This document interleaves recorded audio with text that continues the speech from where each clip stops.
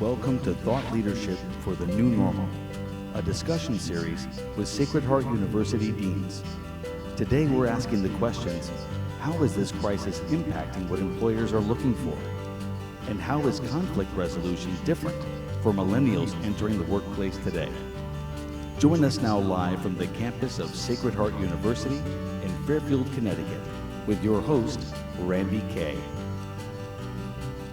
Yes, hello, and again, welcome to this new discussion series. It's Thought Leadership for the New Normal, and it's a conversation series with the deans of Sacred Heart University, sponsored by Sacred Heart University and also WSHU. I'm Kaye of WSHU. This is our second episode, and we are discussing how this current crisis that we're all so familiar with is impacting what employers are looking for. And then we'll also touch on conflict resolution and how it may be different for millennials entering the workplace today. I have three guests, a dean, of course, an employer/alumna, and a student entering law school. So let me welcome my guests first. First, the Dean, Robin Cautin, Dean of College of Arts and Sciences here at Sacred Heart University. Welcome, Dean. Thank you, Randye. You're welcome. And Robin will be joined by Blinn M. Cirella, an alumna, Chief Financial Officer, Sawmill Capital, LLC. Hello, Blinn. Hi, Rob. Thank you. And then we will have Amanda Cirella. And Amanda is a 2018 UMass Amherst graduate entering Boston University School of Law, fall 2020. So let's get right to it. We're going to begin our conversation with our dean, of course. Dean Cautin, what is the College of Arts and Sciences doing to prepare its students for employment? Well, the College of Arts and Sciences at Sacred Heart has a very strong liberal arts curriculum. And its philosophy is broad-based, it's holistic, and it is, that's the essence of the liberal arts education in general. And at Sacred Heart, it's grounded not only in the liberal arts tradition, but in the Catholic intellectual traditions. So the dignity and respect of the individual, and being sensitive to the needs of marginalized in our society, and developing compassion and empathy is critical to that. I think that in general, and specifically at Sacred Heart, students in the College of Arts and Sciences develop talents and skills that are in effect transferable to a wide range of industries. So the ability to think creatively, analyze problems from multiple vantage points, to communicate effectively and clearly to different kinds of audiences, to develop capacities for empathy and compassion, to think creatively, and be comfortable with ambiguity and uncertainty, which if anything were to describe the circumstances we're living in now, it's that.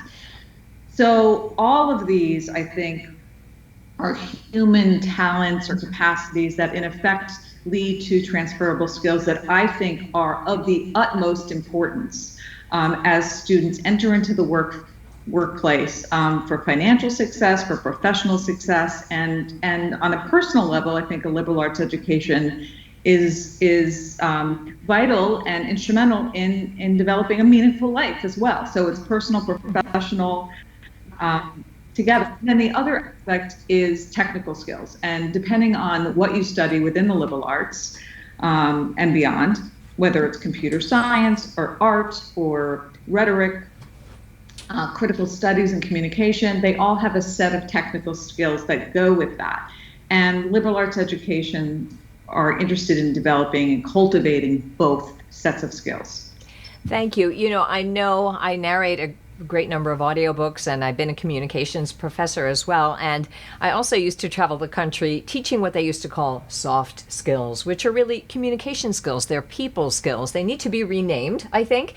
And so Agreed. I know liberal arts has gotten kind of a bad rap in some academic situations in the past, and But it seems more important than ever now. So we're talking about technical skills and all those wonderful life skills and decision-making skills, and what employers may be interviewing for the personality fit and then teaching the technical skills. There's so much that's going on. So in terms of, you've certainly made it clear the importance of that, and we'll talk to Blinn in a minute as an employer to see what she feels. What does Sacred Heart do to actually prepare the students? Are there specific courses that they take to help prepare them for this need for creativity and communication? Sure. I mean, all of that is woven into and permeates the entire curriculum. So there's, and I couldn't agree with you more, Randye, about what you said. We should not be calling them soft skills. We should be calling them human capacities or essential skills. Anything but soft skills. Soft skills connotes kind of a less important or a weak, or it's a misnomer for sure. And I'll let Blinn will talk to this, but they are essential. And I would say if you had to, and they're harder to teach than some of the technical sets of skills. So in each of the major programs and minor programs and interdisciplinary programs within the College of Arts and Sciences, there are curricula that weave through experiential learning and really kind of a hands-on approach to the liberal arts that enables students to apply in a real procedural way what they're reading about and learning about and listening to, so that there's more of a kind of experiential and emotional dimension to what they're learning. And research indicates that actually maximizes receptivity to learning and maximizes student learning, which is ultimately the goal. Great, thank you. So, Blinn, what's your take on this? What are employers looking for now that maybe even they weren't necessarily looking for 2 years ago? And has this current crisis sharpen those needs, or what's your take on all that? Yeah, thank you. So, I've spent a lot of time thinking about this question, and of course it remains to be seen whether or not this current health crisis will impact the way businesses structure their workforce going forward. But assuming for a minute that some portion of the workforce will continue to work from home for the foreseeable future, I think the most important things that employers are looking for has less to do with the technical skills and more to do with your personal behaviors. And what am I talking about? Like personal responsibility. So that means things like getting online on time. If the workday starts at 9, logging in at 9:05 or 9:10 might not seem like a big deal to you, but it really speaks to your level of commitment and responsibility to the job. The same with the end of the day. If it's 5 o'clock and that's the time to log off, then don't be logging off at 4:55. It's really unacceptable. Even on sunny Fridays when we all want to get off work, you don't go to work every day late, and you shouldn't be logging in every day late, and you're not leaving early. So it's being responsible. Also, if you finished a project or you don't have work to do, make sure you raise your hand, let your supervisor know, let your coworkers know, and just be responsible, speak up. Respond to emails, be responsive to phone calls, be responsive to text messages, however it is that they want to communicate with you. And the really big thing is, do not go missing in the middle of the day. But the truth is, I think a lot hasn't really changed when it comes to the skill set, that we're looking for. What has changed is the skills that you need to keep and maintain your job have become harder to find because the way our culture has relied less and less on face-to-face, one-to-one interaction and more on technology to communicate with each other. So years ago, I was trained on behavioral interviews. And the theory there is that you're hired for your technical skills, but you're fired for your personal behaviors. I can assess in an interview whether you know accounting or not, but I might not be able to get to the bottom of things like, how do you deal with the mistake? Do you take responsibility, or do you blame somebody or something else? How do you deal with constructive criticism? Do you listen? Do you modify your behavior? Or do you make excuses of that?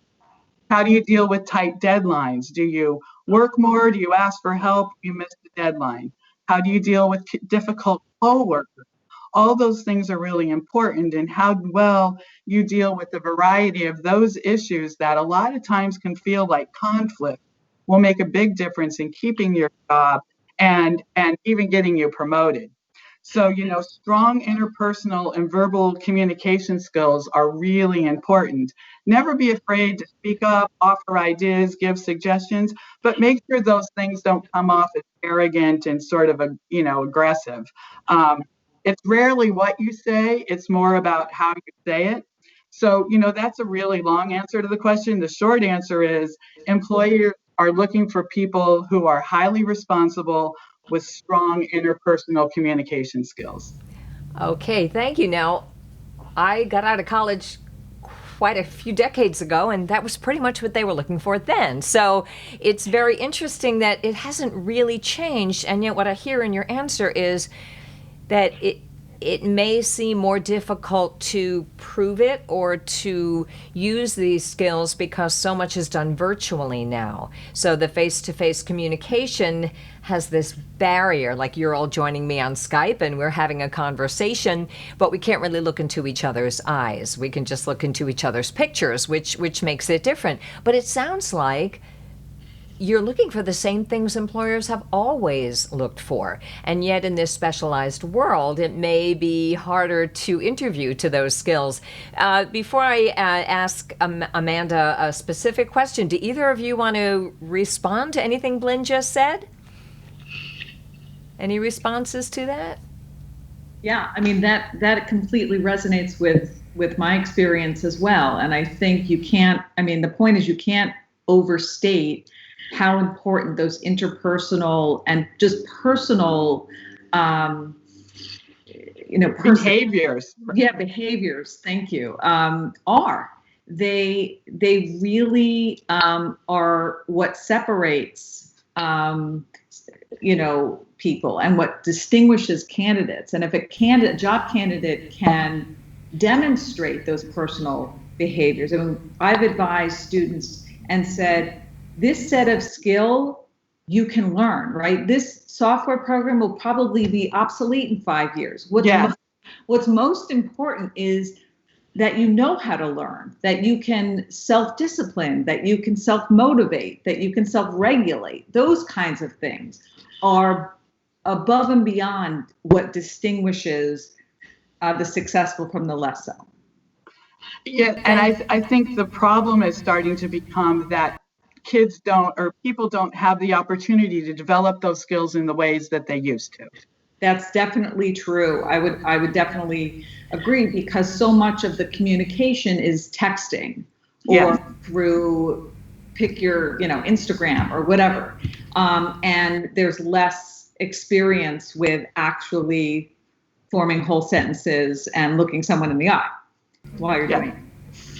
And I'd say certainly this current crisis has exacerbated that. And we are all grateful for technology that allows us to have this conversation now, even though we're all in 4 different places, or maybe 3. I don't know about the Cirellas, if you're in different rooms in the same home or where you are.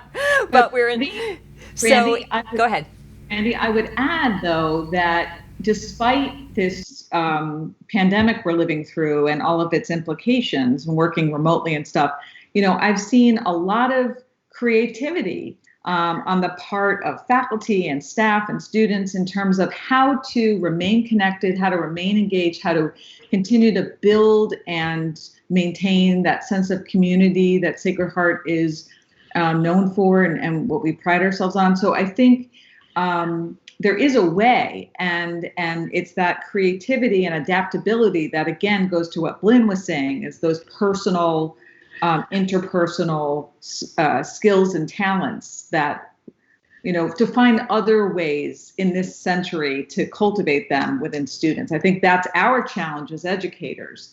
And there is a way. There are many ways, and we need to pursue them. All right. And maybe we can get more details about that later, because it's a very specific thing. I think the best way I've heard it said is that social media and platforms like this are great reinforcers and they're great placeholders, but shared experience in person is always at the core of human communication. So let's bring it to Amanda, because Amanda, so you graduated in 2018 and now you're entering law school fall 2020. So you've been a full-time employee all this time. Was there a cultural shock for you transitioning from full-time college student to full-time employee? And what are you looking ahead to in this fall as you enter law school? Yeah, so I entered the workforce in June of 2018. So it was when we were still all in person. But one of the largest and maybe more obvious culture shocks that I experienced was the shift in my place in the structure and in the environment. So when you're in college, and students are so much more than this, but they are essentially a customer paying for an expected service. So it creates an environment where although the students aren't equal to the professors, the university and the staff have this prime interest in the student's success. So the student is very important on the campus, and the students' interests, their well-being, their current and future success is at the heart of the institution. And there are places, a lot of campuses have really wonderful, robust career and advising centers to help their students be in the best position once they do graduate.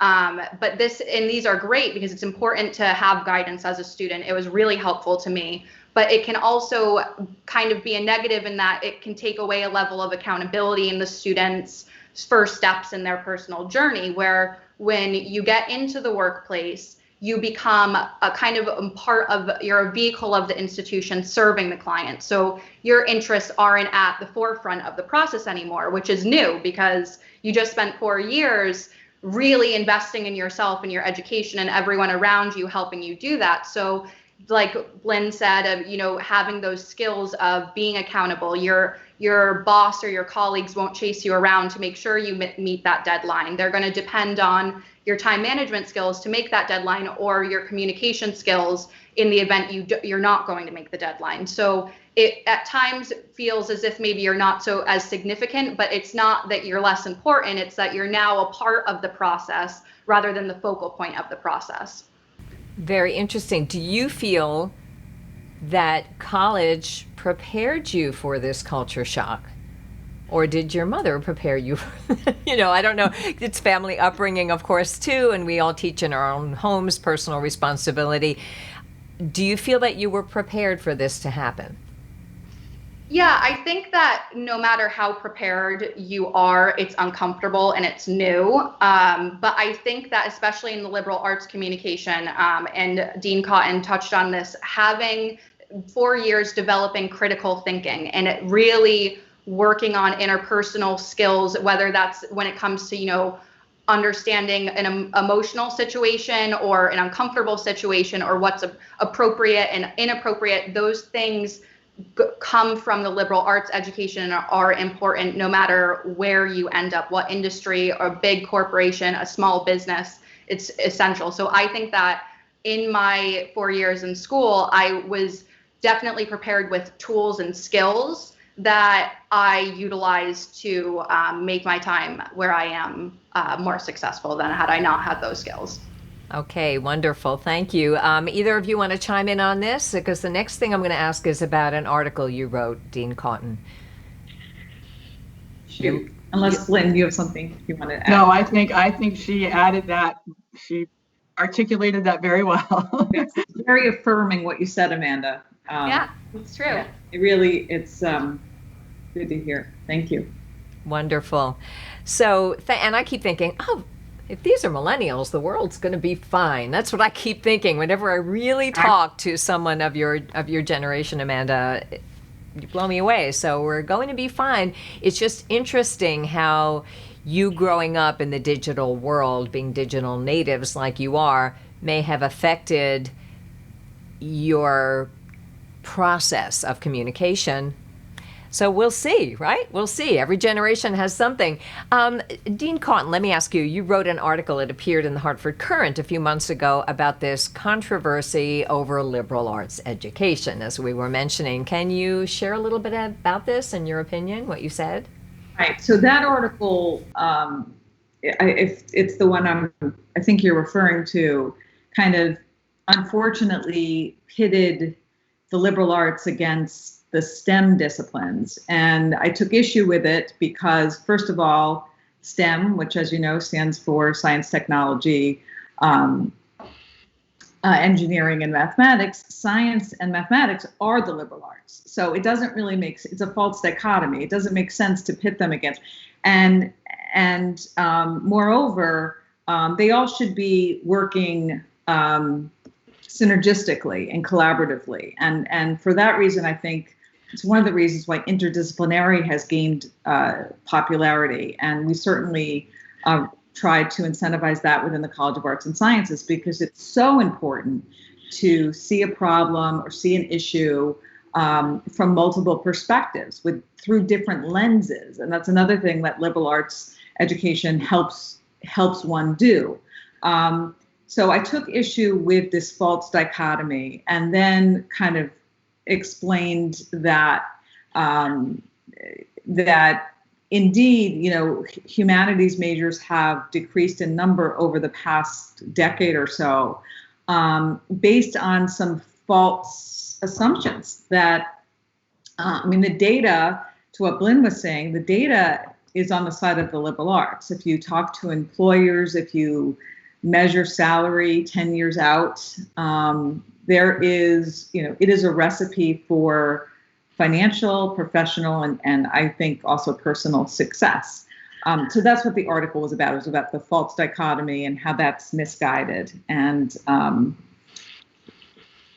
Randye. Okay. Thank you. And Amanda, I see you nodding your head vehemently during this. Did you want to add anything to this? Yeah, I just think it is such a misrepresentation of the liberal arts studies that to focus on the direct applicability of a major isn't really the point. I had taken anthropology classes and communication classes that, no, it didn't necessarily help my current work as a paralegal, but I became a really well-rounded thinker, and I could take part in conversations. And, there are conversations at work that aren't only just about the work that you're doing, but it's the interpersonal skills of connecting with the people that you work with every day and being able to really have your own thought process and offer something to the conversation, not just agree or disagree. And, so it's a deeper level of being part of a team or a conversation. Exactly. I mean, what Amanda says is spot on, is that there's the content, the knowledge base that is a part and parcel to every discipline, basic concepts, basic theories, classic controversies, etc. And that's very important. But even more important, I would say, is how do you engage? How do you inquire? How do you systematically think about different issues, problems, controversies in various disciplines? And Blinn could probably speak to this more than I, but in industry, whether it's business or healthcare or education, a lot of times you're forced to or compelled to work with folks that have very different training than you. You're working on a problem from multiple perspectives. And so that broad-based education that we get from the liberal arts, I think, equips you to be able to kind of do some of that translation work. Like, okay, you're coming from an engineering perspective, so you're thinking X, Y, and Z. How can we bridge that gap from the business perspective? And I think, one of the things I also just want to say that one of the things that I'm proud of at Sacred Heart is that every engineering student, every computer science student, for example, has a broad-based foundation in the liberal arts, and it separates, the engineering student who's coming from a technical institute. So I think that's really important, to be able to have engineers who can write compelling proposals, is critical, who can give a presentation, a compelling presentation about their approach to a problem or a solution, a prototype. So in any event, I just wanted to add that. Great. Yeah, I think that's, you make a really important point, because, I hate to say it this way, and accounting majors may not be happy with me saying this, but anybody can do accounting, right? You can learn debits and credits, you can do financial statements, you can do tax returns.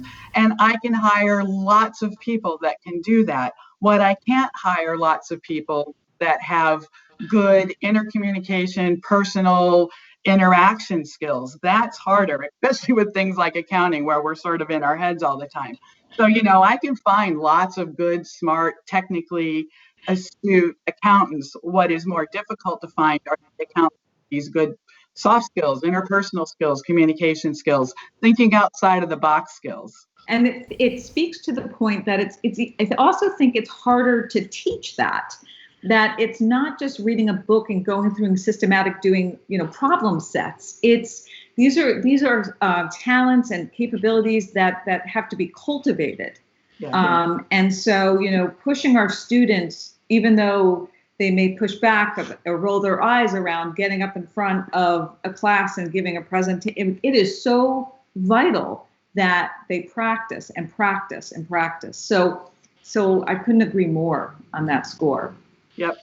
Thank you. And, as someone who has taught communications to freshmen, always get in the first class, what do I need this for? I want to be a firefighter. Or what do I need this for? I'm going to be an accountant. And again, it's a very specialized world. And Amanda, maybe you can speak to this. You're taught that by specializing, you make more money. But communication skills are harder to teach. I agree with you, Dean, but they can be taught. And they can be practiced, and that's a very important thing to remember, that accounting skills can be taught and communication skills can be taught. Everybody's brain is wired a little bit differently, and the amount of practice necessary may vary from student to student, but it is essential. So, Blinn, you're obviously in the working world. Are there any work cultural changes that you've seen over the last few years that are designed, let me get specific here, to attract millennials? Yeah, so, I've been at my company for about 12 years now, and we have a program where we bring in associates, is the level that they're called. They typically have 2 years out of college. They've worked for an investment banker for 2 years, and they come to work for us for 2 or 3 years, and then they leave and they go get their MBA and then join back into the industry. So in the past, we used to do things like the associates responsible for picking up lunch, paying for lunch, and collecting. They were the low guy on the totem pole. We didn't think a lot about how these guys got to work. We're about 40 minutes outside of Manhattan. We didn't really give a lot of thought to that. We expected everybody to come to work on snow days. Our office was laid out in a very traditional way. But over time, we've realized that sort of having these guys pick up lunch and paying for lunch was a little bit disrespectful and made them feel undervalued. So we changed that. Lunch is now delivered. We found that the commute was frustrating and taking them a long time. So we now pay for them if they live in the city. We pay for them to park their car at the train station. They can take the train to work, from home to the train station, and then drive the car back and forth to the office.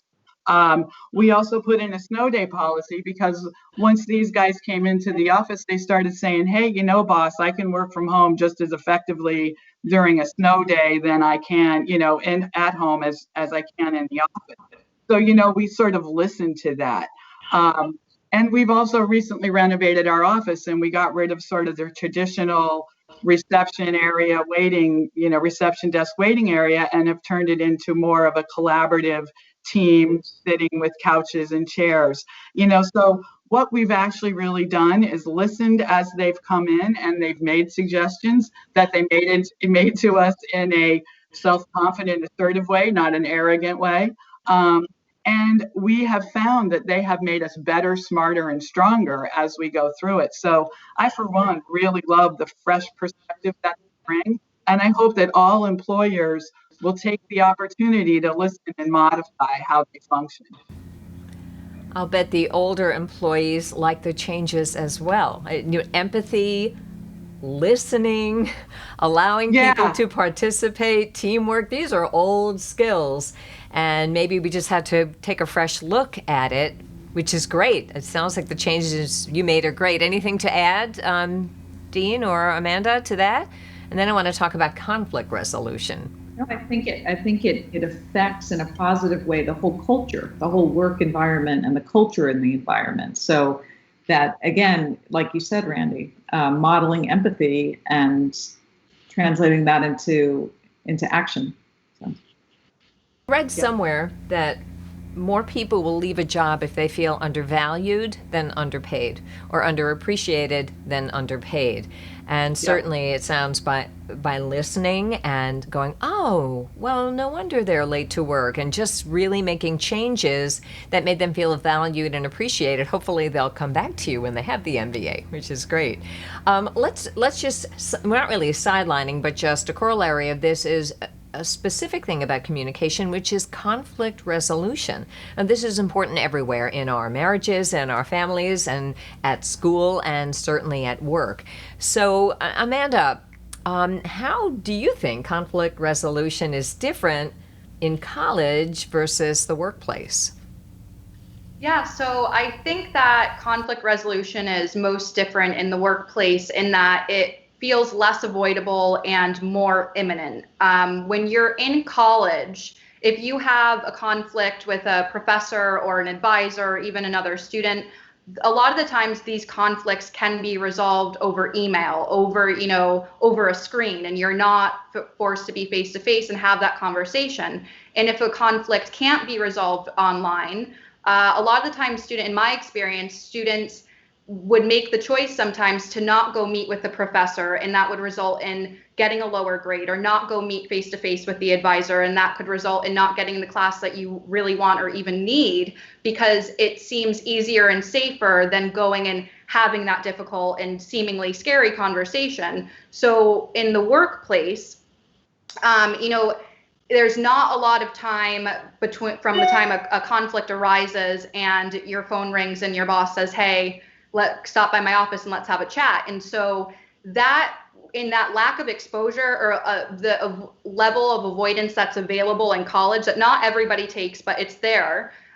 When you do then get into the workplace and you go to your boss's office to discuss something, it can feel like you're getting yelled at. And it's not because you're really being yelled at, it's just because you don't have the experience, you're not as comfortable with that type of interaction at all. So your kind of sensors are going haywire in the reality, instead of looking at it as a constructive, progressive conversation. So that was the biggest difference in my experience of conflict resolution. So how could colleges better prepare you for that? And or how did you change as a result of this experience?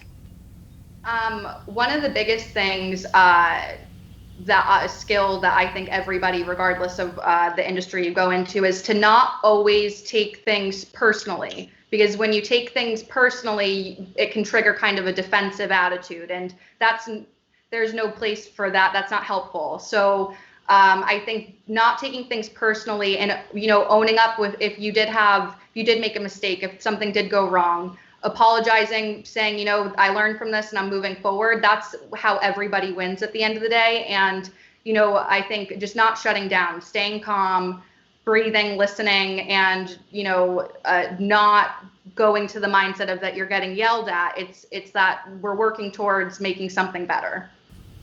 Thank you. Dean or Blinn, anything you want to chime in on this? From the employer or college perspective about conflict resolution and students being prepared?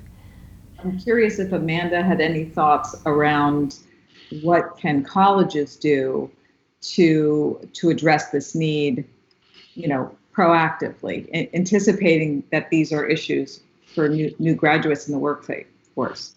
Yeah, so I went to UMass Amherst, which is there's a lot of students. It's about 25,000 undergrad students. So I worked in the social behavioral sciences advising center, and one technique that they tried out was making it, and people have different opinions on this, but making it mandatory for the student to come at once a semester and meet with their advisor for 30 minutes to just touch base, to discuss, sometimes students would get to that meeting and they really knew what was going on and they had everything figured out. There were other students that were just intimidated because it can seem scary to go and meet with an advisor if you don't know what you're talking about. So in putting that into place where you can't register for courses until you meet with this person takes away the scary part of meeting with someone that maybe you don't know.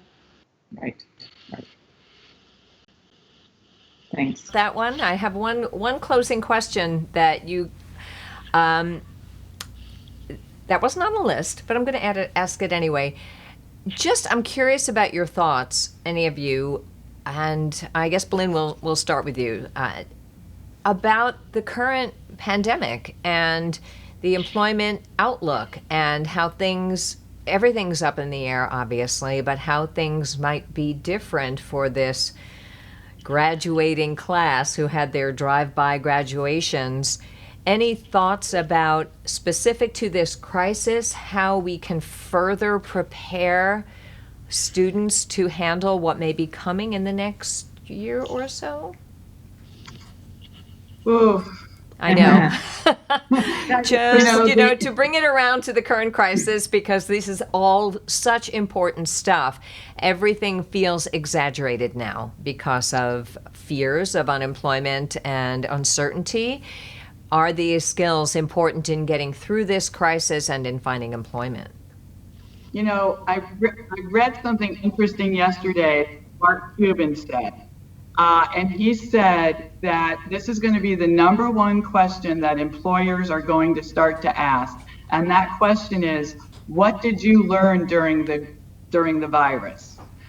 So what were you doing with your time? Were you staying home playing video games, or were you doing something that helped further your own self or interest or whatever? I think that students are going to have to learn to be patient and know that a lot of times they might not get a job that they probably qualified for, not because of anything that they did wrong, but because there's somebody older than them with a lot of experience that is willing to work for the same price that they were being paid.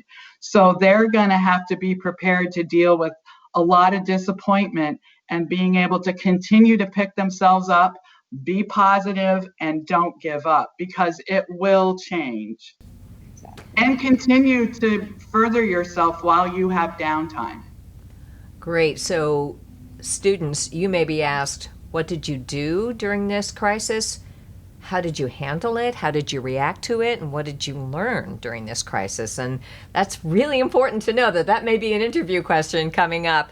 Amanda or Dean Cautin, anything to add to that? Yeah, I would echo what Blinn said. I mean, with every crisis, there's an opportunity, and it's important to leverage whatever opportunity this weird time can afford you. And I've always said to students that experience alone is not sufficient, right? That you need to reflect on that experience and learn from that experience. And everyone has time for more reflection these days. Without the time we usually have for commuting and whatnot, there is some efficiency built into our lives by virtue of this crisis, and to leverage that and reflect. I do think that more than ever, the times we're living in really call for not just patience, as Blinn aptly noted, but dealing with ambiguity, dealing with that patience, being able to deal with uncertainty, and which is hard for everyone, and